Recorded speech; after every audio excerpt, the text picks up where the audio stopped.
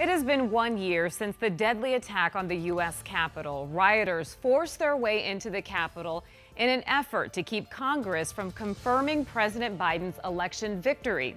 Good evening, everyone. Thanks so much for joining us. I'm Kariba Devine. And I'm Tram Mai, in tonight for Mark Curtis. 1 year ago, police were unable to hold back a group of rioters as they pushed their way into the Capitol building.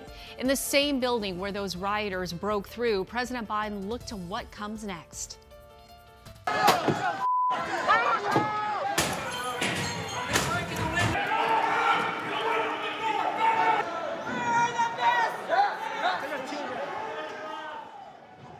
But I also know that our darkest days can lead to light and hope. So now let's step up, write the next chapter in American history, where January 6th marks not the end of democracy, but the beginning of a renaissance of liberty and fair play. The January 6th attack on our nation's capital did not happen because of just one man. The president's efforts to cast doubt on the election was propped up by a host of elected officials, including many from Arizona. Team 12's Joe Dana explains who helped fuel the fire leading up to the January 6th riot and explains why there may be consequences. Just days before the violence at the U.S. Capitol, Congressman Andy Biggs went on local radio and made an incredible claim.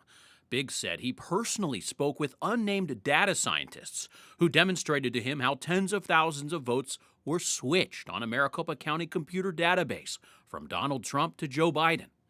The claim was bogus. Not only had it been refuted by the U.S. Attorney General's office and the nation's top cybersecurity agency, but it didn't even have enough substance to merit a court hearing. But baseless rumors like the one spread by Biggs ruled the internet in the weeks leading up to January 6th, 2021. And the president repeated over and over what's become known as the big lie. If you count the legal votes, I easily win. Congressman Paul Gosar spread falsehoods as well, attending a Stop the Steal rally that focused on the use of felt tip markers at voting locations. Another conspiracy with no merit. Biggs, Gosar, and Congresswoman Debbie Lesko all played a role in perpetuating falsehoods about the election, and on January 6th, I join the objection. They took the extraordinary step to vote to exclude Arizona's electoral college votes. Now, a bipartisan congressional committee is investigating how and why the attack happened.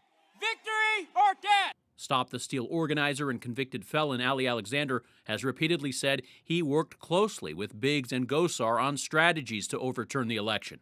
Biggs and Gosar haven't exactly distanced themselves from the controversy this summer, publicly showing support for Stop the Steal protesters, calling them political prisoners.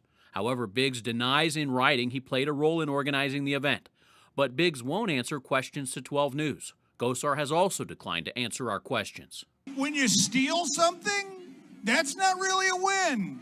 Arizona State Representative Mark Fincham and State Republican Party Chair Kelly Ward also repeated baseless conspiracies over and over in the weeks leading up to January 6th.